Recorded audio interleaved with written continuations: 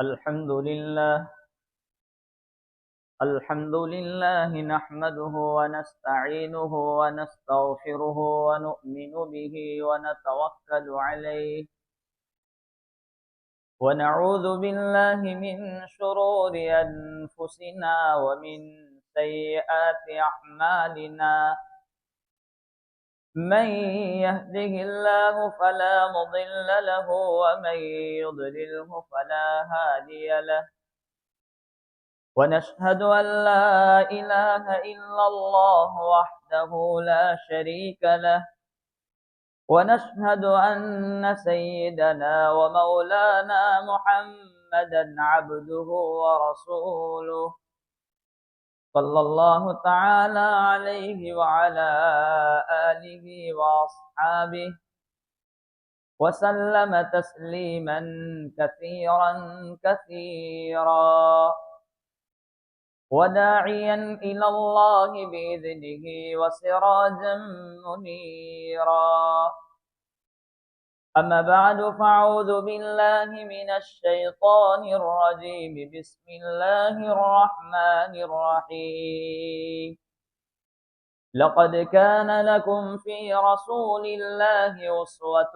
حسنة لمن كان يرجو الله واليوم الآخر وذكر الله كثيرا صدق الله مولانا العظيم آئے دنیا میں بہت پاک و مکرم بن کر آئے دنیا میں بہت پاک و مکرم بن کر کوئی نہ آیا مگر رحمت للعالمین بن کر ان اللہ وملائکتہ یصلون علی النبی یا ایہا الذین آمنوا صلوا علیہ وسلموا تسلیما اللہم صل علی سیدنا محمد وعلى آل سيدنا محمد وبارك وسلم.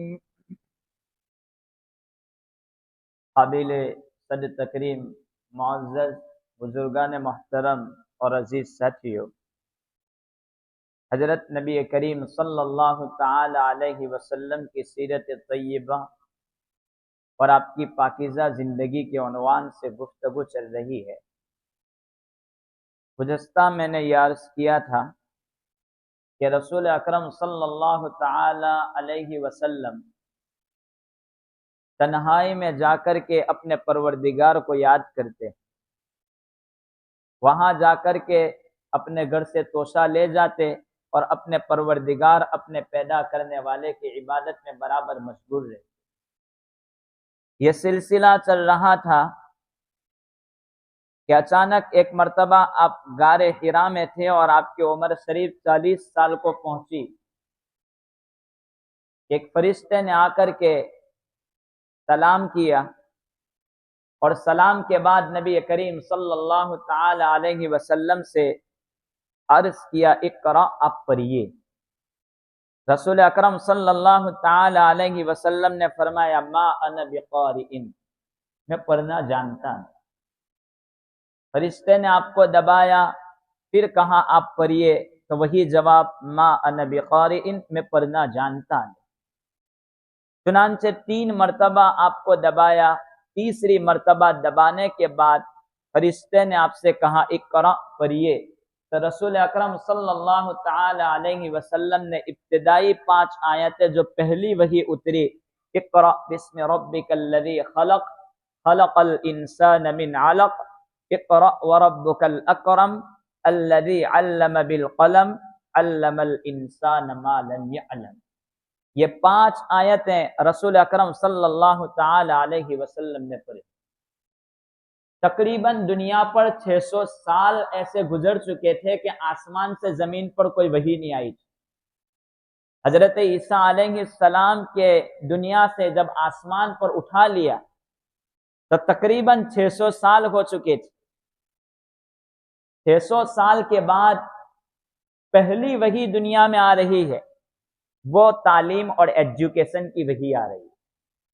حالانکہ دنیا میں جہالت عام تھی، اللہ تبارک و تعالیٰ کو کے ساتھ لوگ عبادت میں شریک کرتے تھے اور ظلم و ستم زوروں پر تھا، اس کے باوجود پہلی وحی جو اتر رہی ہے وہ تعلیم اور ایجوکیشن کی۔ حالانکہ وحی آتی تو وہ آتی کہ آپ ان کو توحید کی دعوت دیں، ایک اللہ کی طرف بلائیں، یا ان کو ظلم سے روکیں، لیکن پہلی وحی اقرا، اب تعلیم حاصل کیجئے، پڑھیے۔ تو تعلیم کے سلسلے میں وحی آئی۔ کیا مطلب؟ کہ جو تعلیم اور جو ایجوکیشن بغیر اللہ تبارک و تعالیٰ کے نام کے ساتھ حاصل کیا جائے گا وہ دنیا میں فساد مچائے گا، چاہے وہ تعلیم اور وہ ایجوکیشن دینی ہو یا دنیاوی۔ اور جو ایجوکیشن اللہ تبارک و تعالیٰ کے نام کے ساتھ آئے گا وہ دنیا میں خیر پھیلائے گا۔ اب آدمی ڈاکٹری کی تعلیم لے، لائر بنے، وکیل بنے، انجینئر بنے یا کچھ بھی بنے، اگر اس میں اللہ تبارک و تعالیٰ کے نام کے ساتھ اس نے وہ چیزیں حاصل کی تو وہ اس راستے سے بھی اپنے رب کو پہچان لیتا ہے۔ اس طور پر کہ جب اس نے یہ تعلیم حاصل کی ہے تو وہ ڈاکٹر بن کر کے خدمت کو مد نظر رکھے گا تو اس طریقے پر دنیا سے ظلم ختم ہو جائے گا۔ اور اگر وہ وکیل ہیں تو لوگوں پر ظلم ہو رہا ہے تو وہ صحیح معنوں میں اپنی وکالت کرے گا تو دنیا میں جو ظلم چل رہا تھا وہ سلسلہ یہاں بھی ختم ہو سکتا۔ لیکن جو تعلیم بغیر رب العالمین کے نام کے ہوگی وہ خطرے کی گھنٹی ہے۔ جیسے کہ آئیزیک نیوٹن نے جب سیب کے بارے میں کہا تھا کہ وہ اوپر سے نیچے کی طرف جاتا ہے، سیب، سفرجن، ایپل، تو اس نے یہ ثابت کیا تھا کہ زمین میں کشش ہے، گروتواکرشن بر، یہ چیز زمین کے اندر ہے تو وہ اوپر سے نیچے کی طرف کھینچتا ہے۔ اور اس نے یہ ثابت کیا کہ ساری دنیا ایک دوسرے سے جڑی ہوئی ہے، آسمان، زمین، یہ ساری چیزیں ایک دوسرے سے مربوط ہے، جڑی ہوئی ہے۔ اور اس نے پھر یہ فیصلہ کیا کہ دنیا پیدا کرنے والا، دنیا چلانے والا کوئی نہیں ہے، دنیا خود بخود چلتی ہے۔ تو اس نے اللہ تبارک و تعالیٰ کی ذات باری کا اس راستے پر جا کر کے انکار کر دیا۔ اگر ہمارے بچے اگر سائنس میں جاتے ہیں، وہاں داخلہ لیتے ہیں، تو اس سائنس میں اگر رب تبارک و تعالیٰ کے نام کے ساتھ اس کو پڑھ کر کے اس راستے کی طرف جائے گا تو پھر وہ وہاں جا کر کے کتنا بھی بڑا ایجوکیشن اور تعلیم میں آگے بڑھ جائے گا، پھر وہ اپنے پروردگار کا انکار نہیں کر سکتا۔ تو اصل چیز تو یہاں پر تھی کہ ایجوکیشن سے پہلے اپنے رب کو پہچان۔ قرآن اور حدیث کا علم وہ تو اپنی جگہ ایک الگ نور رکھتا ہے، لیکن دنیاوی علوم میں بھی اگر کوئی بندہ خدمت کو مد نظر رکھے تو وہ وہاں سے بھی اپنے رب کو پا لیتا ہے۔ خلاصہ کلام یہ کہ پہلی وحی جو آئی وہ ایجوکیشن اور تعلیم کے سلسلے میں آئی، اس لیے تعلیم حاصل کرنا یہ اسلام کا نقطۂ نظر بھی ہے، اس کو حاصل کرنا چاہیے، اس سے کوئی انکار نہیں کرتا۔ اب رسول اکرم صلی اللہ تعالی علیہ وسلم گھبرائے ہوئے اپنے گھر پہنچے، حضرت خدیجہ رضی اللہ تعالی عنہا سے کہا زمیلونی، مجھے کمبل اڑا دو۔ حضرت خدیجہ نے اڑا دیا، گھبراہٹ دور ہوئی، آپ نے حضرت خدیجہ سے پورا واقعہ بیان کیا کہ ایسا میرے ساتھ ہوا ہے۔ حضرت خدیجہ نے جب واقعہ سنا تو حضرت خدیجہ کہنے لگی لا یخزیک اللہ ابدا، اللہ تبارک و تعالیٰ آپ کو ہلاک نہیں کر سکتے، اس لیے کہ انک لتصل الرحم، آپ صلہ رحمی کرتے ہیں، آپ بیواؤں کی مدد کرتے ہیں، یتیموں کا ماوا، ملجا اور ٹھکانہ گاہ آپ ہے۔ ایک روایت میں یہ ہے کہ حضرت خدیجہ رضی اللہ تعالی عنہا نے کہا کہ اب جب وہ نظر آئے تو مجھے ذرا کہہ دینا۔ چنانچہ حضرت نبی پاک صلی اللہ تعالی علیہ وسلم نے ارشاد فرمایا خدیجہ وہ چیز جو مجھے گاڑ میں نظر آتی تھی اب بھی وہ مجھے نظر آ رہی ہے۔ حضرت خدیجہ رضی اللہ تعالی عنہا نے مفتی ادریس کاندھلوی نے، مولانا ادریس کاندھلوی نے سیرت المصطفیٰ میں اس روایت کو نقل کیا ہے کہ اب وہ نظر آ رہا ہے، تو حضرت خدیجہ نے اپنے سر سے اوڑھنی کو اتار دیا اور اتار کر کے کہا اب نظر آتا ہے؟ کہا کہ اب تو نظر نہیں آتا۔ کہا کہ یقیناً اب نبی برحق ہے، اگر وہ شیطان ہوتا تو شیطان میرے سر کے بال کھل جانے سے وہ نہ بھاگ جاتا، یہ فرشتہ ہے، وہ اپنی پاک بازی کی وجہ سے میرے سر سے جب دوپٹہ اترا تو وہ فرشتہ بھاگ گیا۔ پھر حضرت خدیجہ رضی اللہ تعالی عنہا اپنے چچازاد بھائی، اپنے کزن حضرت ورقہ ابن نوفل کے پاس لے گئی۔ ورقہ ابن نوفل یہ اگلی کتابوں کا علم رکھتے تھے، تورات اور انجیل کا، اور انہوں نے انجیل جو سریانی زبان میں تھی عربی میں ٹرانسلیشن اور ترجمہ یہ ورقہ ابن نوفل نے کیا تھا۔ تو ورقہ ابن نوفل کے پاس گئی، ورقہ ابن نوفل کے پاس جا کر کے پورا واقعہ بیان کیا۔ تو ورقہ ابن نوفل نے کہا کہ آپ اگر یہ بات سچ ہے تو آپ نبی برحق ہے، آپ پر وحی آ چکی، یہ وہی فرشتہ ہے جو حضرت موسیٰ علیہ السلام کے پاس آیا کرتا۔ اور پھر ورقہ ابن نوفل کہتے ہیں کاش کہ میرے جسم میں کوئی طاقت باقی رہتی یا میں زندہ رہتا جس وقت کہ آپ کو اپنی قوم اپنے وطن مکہ سے نکال دے۔ رسول اکرم صلی اللہ علیہ وسلم تعجب سے کہہ رہے کیونکہ مکی زندگی نبوت سے پہلے آپ کے سامنے تھی کہ لوگ آپ کو امین کہتے تھے، آپ کو صادق کہتے تھے، اتنی بہترین زندگی، اور یہ لوگ مجھے مکہ سے نکالیں گے۔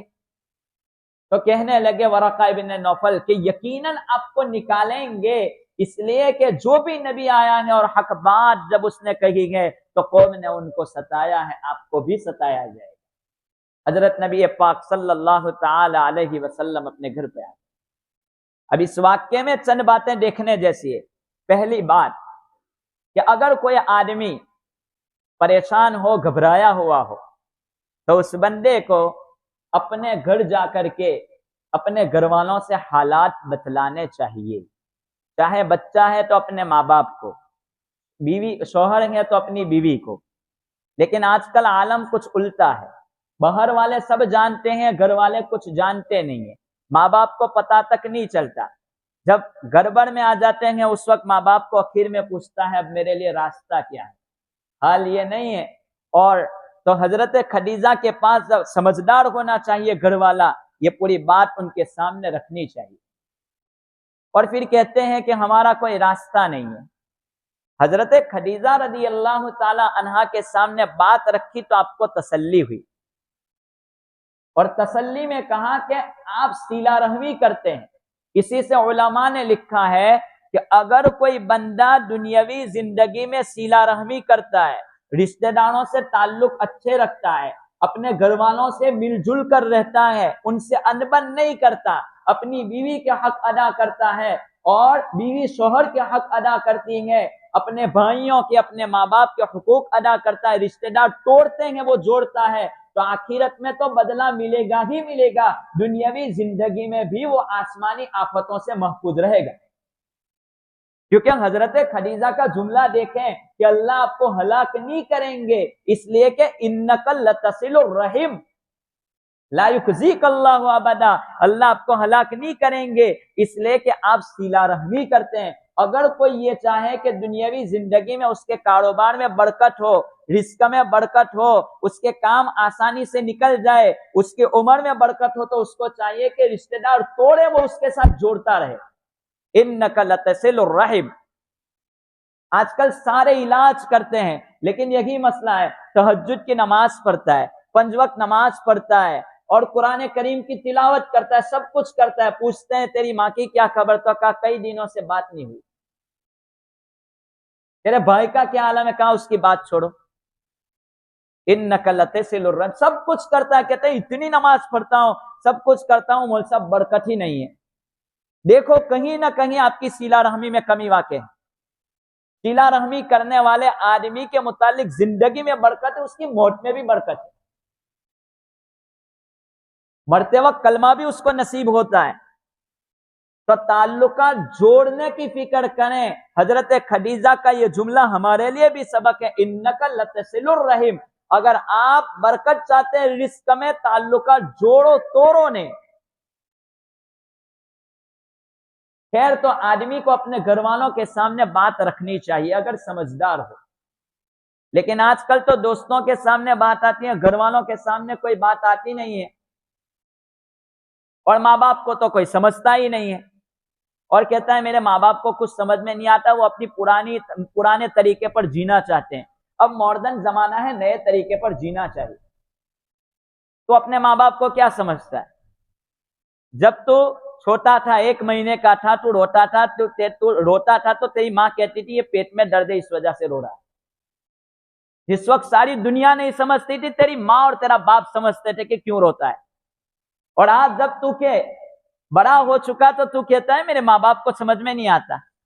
تیرے ماں باپ بہترین لباس اور میں ملبوس ہو کر کے بہترین کپڑے پہن کر کے گھما کرتے تھے، جس وقت ان کی شادی ہوئی اور تجھے جنم دیا، تو پیدا ہوا، پیدائش کے بعد جب تو دنیا میں آیا تو اب ان لوگوں نے اپنے لباس چھوڑ دیے کہ اب اتنے بہتر کپڑے نہیں، بس کچھ بچاؤ میرے بچے کی تعلیم کے لیے، تاکہ کچھ جمع کر کے کہ میرے بچے کو بہترین تعلیم دلا سکوں، میں اس کو بڑا بنا سکوں، اس لیے وہ اپنے پیسے جمع کرتے رہے، اور جب والد تو اس لائق بن چکا تو اب کہتا ہے میرے ماں باپ کو کیا سمجھ پڑتی ہے۔ ساری دنیا میں اگر تو ناکام ہو جائے گا، تیرا کتنا بھی پیارا دوست ہوگا، تو تیرے دوست کے پاس جب جائے گا تو تیرا دوست آخر میں کہہ دے گا میرے پاس کوئی راستہ نہیں ہے، لیکن تیرے ماں باپ ہے تو ساری دنیا سے بھی ناکام ہو کر کے تیرے ماں باپ کا دروازہ کھٹکھٹائے گا، ماں باپ کہیں گے آجا اور تجھے چانس دیتا ہوں، تو تیرا کام کر لے، اور تو کہتا ہے میرے ماں باپ کو سمجھ کیا پڑتی ہے۔ تو اپنی باتیں گھر والوں کے سامنے شیئر کرنی چاہیے، گھر والوں کو بتلانی چاہیے کہ آخر کیا چیز ہے، کیونکہ دنیا والے تو اپنا فائدہ دیکھ کر کے مشورہ دے سکتے ہیں، لیکن ماں باپ دنیا کی ایسی مخلوق ہے کہ وہ سب کچھ چھوڑ کر کے تیرا فائدہ دیکھ کے ایک مشورہ دیں گے۔ تیسری چیز اس واقعے میں یہ ہے کہ آدمی کو اگر کوئی جاننے والا ہو تو اس کے پاس جا کر کے اپنی بات رکھنی چاہیے، کوئی عالم وغیرہ، لیکن ہمارا مسئلہ یہ ہے کہ جب کورٹ کے چکر سے تھک جاتے ہیں، آخر میں مول صاحب کے پاس آتے ہیں، مول صاحب پیسے بھی ختم ہو گئے، اب کوئی راستہ نہیں ہے، اب کچھ کرو، اب دعا کے علاوہ کوئی راستہ نہیں ہے۔ پہلے سے آتا تو قرآن کریم کہتا ہے فَرُدُّوهُ إِلَى اللَّهِ وَالرَّسُولِ، کہ آپ کو کوئی مسئلہ پیش آ جائے تو اللہ اور اس کے رسول کے پاس جاؤ، اللہ اس کے رسول کے نائب علماء کے پاس جاؤ، وہاں راستہ دے دو۔ مول صاحب کوئی راستہ نہیں ہے، طلاق ہو چکی ہے، اب مسئلہ کیا کریں؟ جب عاجز آ جاتا ہے تب علماء کی طرف رخ کرتا ہے، کہتا ہے زندگی جہنم بن چکی ہے۔ یہ 3 سبق اہم، اور چوتھی بات، آدمی جہاں کہیں بھی تھک کر کے آ جاتا ہے، جب اپنے گھر میں قدم رکھ دیتا ہے اس کو تسلی مل جاتی ہے، جبکہ اس کا شریک، اس کا ساتھی بہترین تسلی دینے والا ہو، چاہے آدمی کیسا بھی تھکا مادہ ہو۔ آج کل مسئلہ یہ ہے کہ آدمی باہر فری رہتا ہے اور بہت خوش ہو کر کے جب گھر میں داخل ہوتا ہے، گھر میں آ کر کے جب وہ شکایت یا کوئی بات پیش کرتا ہے تو بیوی کی طرف سے اتنی شکایتیں، اتنی باتیں کہ وہ باہر اچھا رہتا ہے، گھر میں آ کر کے وہ پریشان ہو جاتا ہے۔ ایسا نہیں ہونا چاہیے۔ قرآن کریم نے اس کو لِتَسْكُنُوا إِلَيْهَا کہا ہے کہ سکون حاصل کر سکیں، دونوں ایک دوسرے کے سکون کا سامان ہے۔ آج جو ہماری زندگی پریشانی والی گزر رہی وہی وجہ ہے۔ خیر، حضرت نبی کریم صلی اللہ تعالی علیہ وسلم واپس آئے، یہ سلسلہ چلتا رہا، کچھ مدت کے لیے آپ کی وحی رک گئی۔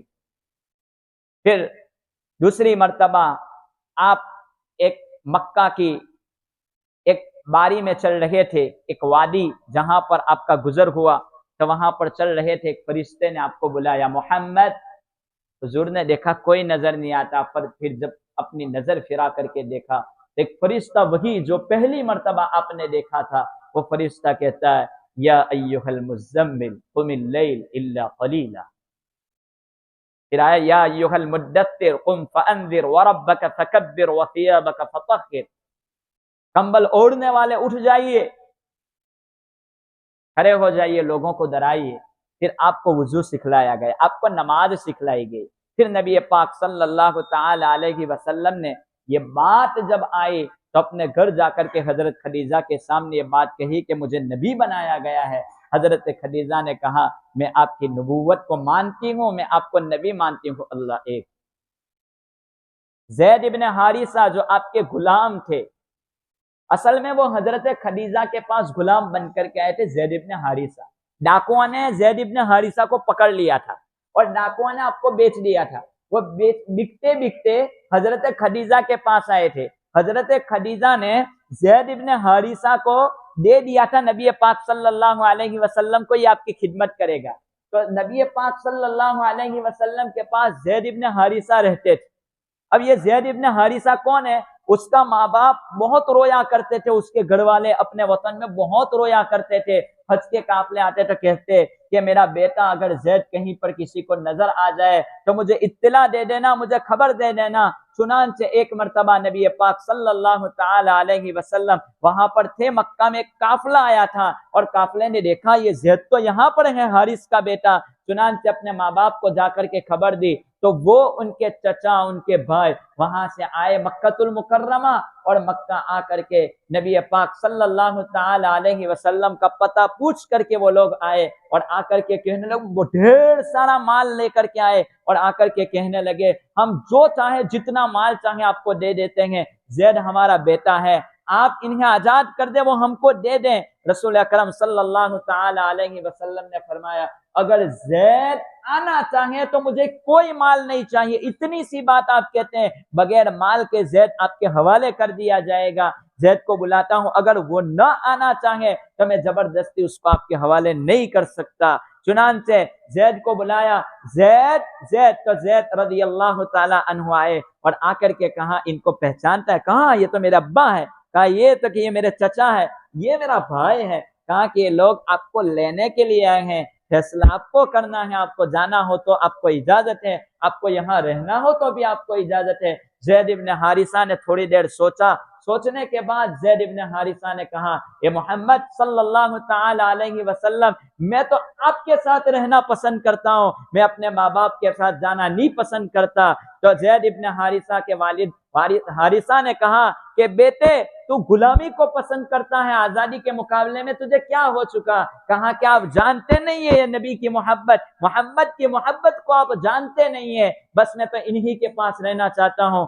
وہ تو واپس چلے گئے۔ نبی کریم صلی اللہ تعالی علیہ وسلم نے ایک میدان میں سب صحابہ کو جمع کیا، جمع کر کے زید ابن حارثہ کو بلایا اور زید ابن حارثہ سے کہا آج سے زید کو میں آزاد کر دیتا ہوں اور آج سے زید میرا بیٹا ہے، زید میرا بیٹا ہے، میرا لے پالک بیٹا ہے، میرا متبنہ ہے، میں نے اس کو گود لے لیا، آج سے زید میرا بیٹا ہو گیا۔ تو نبی پاک صلی اللہ علیہ وسلم کو زید کی یہ ادا اتنی پسند آئی کہ ان کو اپنا بیٹا بنا لیا۔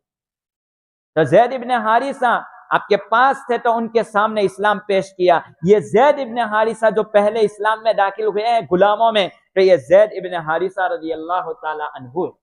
اس کے بعد حضرت ابوبکر صدیق رضی اللہ تعالی عنہ اور حضرت علی رضی اللہ تعالی عنہ کے سامنے آپ نے اسلام پیش کیا۔ کہا کہ علی، تو کہا کہ اللہ کے رسول آپ کون سی بات کرتے ہیں، کس اسلام کی بات کرتے ہیں؟ تو کہا کہ اللہ تعالیٰ نے مجھے نبی بنا کر کے بھیجا۔ کہا کہ میں میرے والد سے مشورہ لیتا ہوں، ابو طالب سے۔ کہا کہ نہیں، یہ بات ظاہر مت کرنا، اگر قبول کرنا ہے تو کرو، لیکن آپ اپنے دل میں اس بات کو رکھنا، کسی پر ظاہر نہ کرنا۔ چنانچہ ایک رات جب سو گئے حضرت علی رضی اللہ تعالیٰ عنہ، دل میں اللہ تبارک و تعالیٰ نے ایمان کی محبت، اسلام کی محبت داخل کر دی۔ صبح اٹھ کر کے آئے حضرت علی، اور حضرت علی نے آ کر کے دوسرے دن کہا اے اللہ کے رسول مجھے کلمہ پڑھا، میں اسلام میں داخل ہونا چاہتا ہوں۔ باقی انشاءاللہ آئندہ اللہ تبارک و تعالی ہمیں نبی پاک صلی اللہ تعالی علیہ وسلم کی سیرت طیبہ اور آپ کی پاکیزہ زندگی کے مطابق زندگی گزارنے کی توفیق عطا فرمائے۔ ان وآخر دعوانا الحمدللہ رب العالمین۔